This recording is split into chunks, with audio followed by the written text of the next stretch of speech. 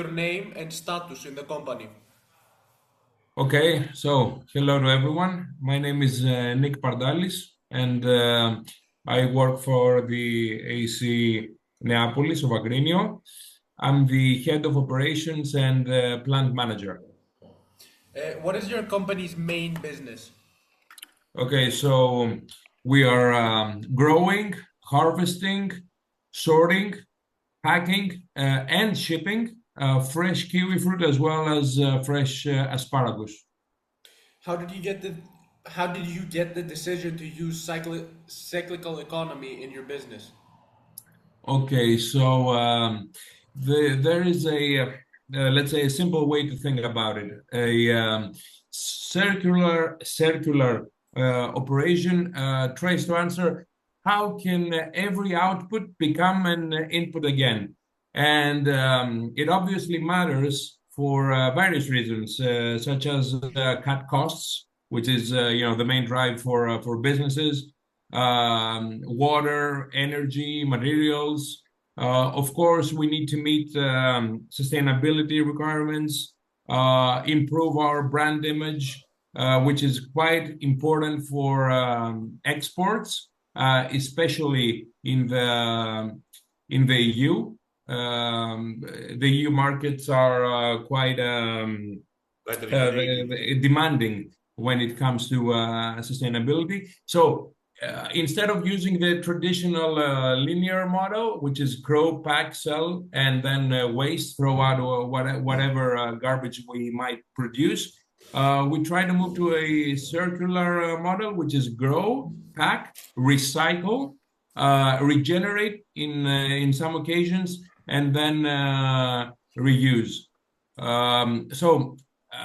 Basically, as quickly as possible, fruit waste become new products, like whatever fruit is not deemed for human consumption becomes either as fresh fruit, becomes juice, puree, or it can become organic waste, so compost or fertilizer for the orchards.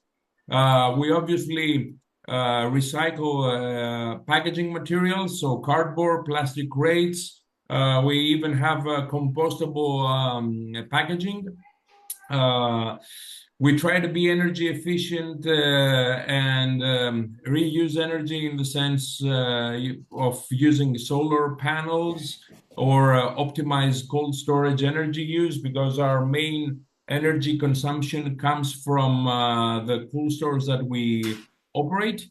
Any kind of byproducts become inputs, such as leaves, stems, rejected fruit, that has to do with orchard management. And of course, we try to extend our product life by better sorting, storage, having smart logistics, and optimize our cold chains. We saw on your website that your company enforces environment and sustainable development according to global GAP protocol. Do you see it as a must for your production? Yes, without question. For us, we see Global Gap as a mandatory standard for our pack house operations, because Global Gap guarantees full traceability from orchard to final packing, ensures that all handling processes are aligned with environmental and sustainability principles.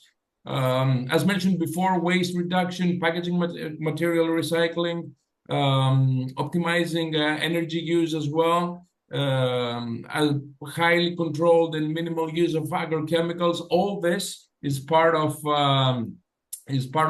Global Gap. So this approach not only supports sustainable development, but also strengthens our position in demanding export markets. I mean, the fact that every major retailer in the world demands from its suppliers Global Gap certification, while in fact since 2024, I think it was, Global Gap has an add-on, as they call it, which is called Spring, which proves the rational irrigation and rational water use,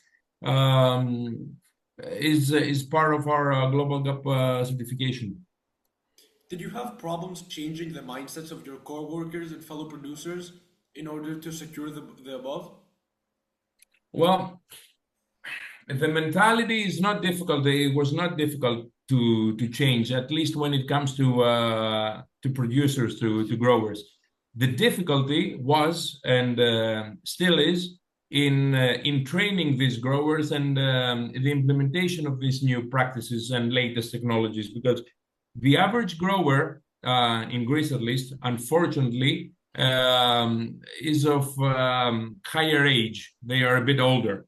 So while growers realize that they need to protect the environment as well as themselves, because older growers have been exposed to years and years of excessive use of chemicals and wasting water, they need to understand that they need to change their behavior when it comes to their practices in their orchards. But it's difficult to change their mindset for best agricultural practices. So we do employ field agronomists who handle and operate new technologies like, I don't know, drones, weather stations, temperature, humidity, soil sensor, sorry, and provide this feedback to the growers.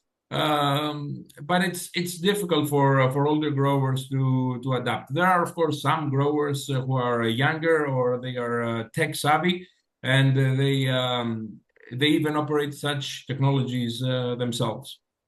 Was it easy to fund these changes? Well, funding in general, yes, it was easy because obviously of the European Union. I mean, the EU has helped significantly in funding the renewal of equipment and the obtaining of new equipment and new facilities. So yeah, it wasn't that difficult because of the EU. Was it easy to train your people in using new approaches rather than all established ones? Okay, in contrast to the growers, our staff have been way more open to and adaptive to implementing new technologies, new operating standards, and in general, any initiative that is aimed at protecting the environment, and of course, providing a more sustained use of resources.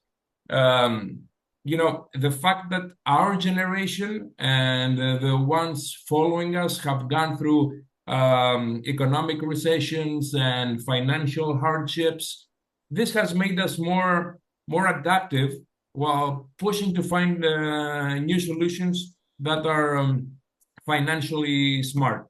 So we try to be less lavish, less wasteful.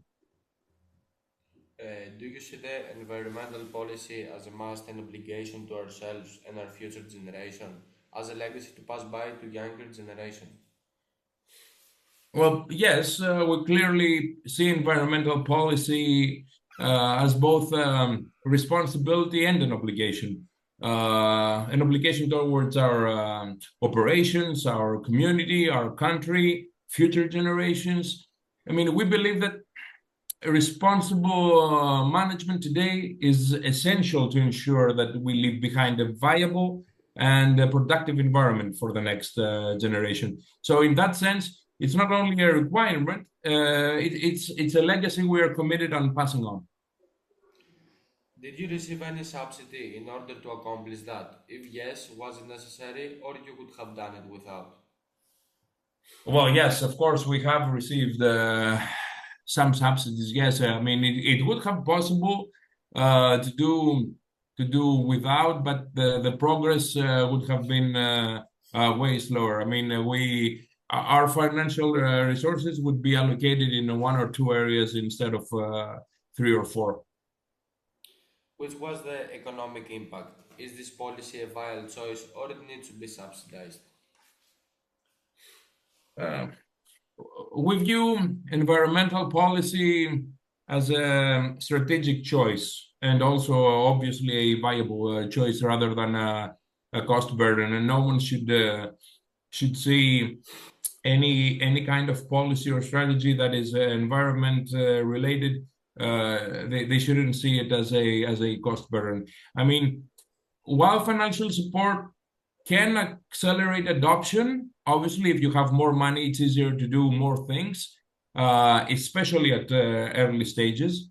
Sustainability initiatives increasingly contribute directly to profitability and long-term business resilience. So, in all honesty, we are still at the early ages.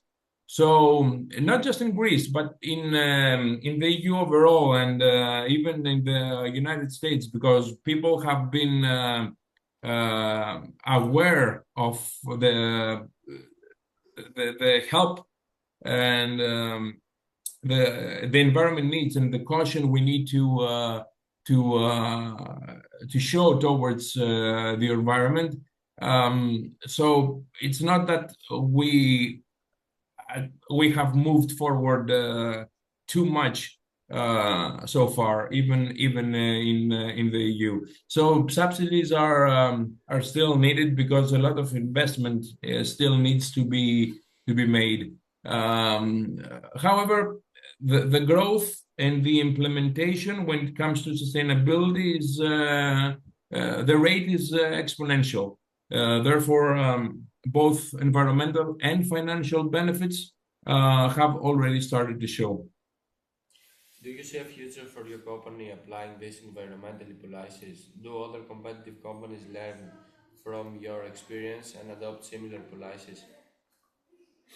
Well, yeah, absolutely. Environmental policies are central to our future strategy and long-term sustainability. I think there is no other way forward unless we make sure that we protect the environment while doing business. I mean, our operational efficiency and market position, especially in the demanding export markets, which is where which markets we address, cannot do without environmental policy. We do see that our not competitors. I wouldn't say competitors. I would say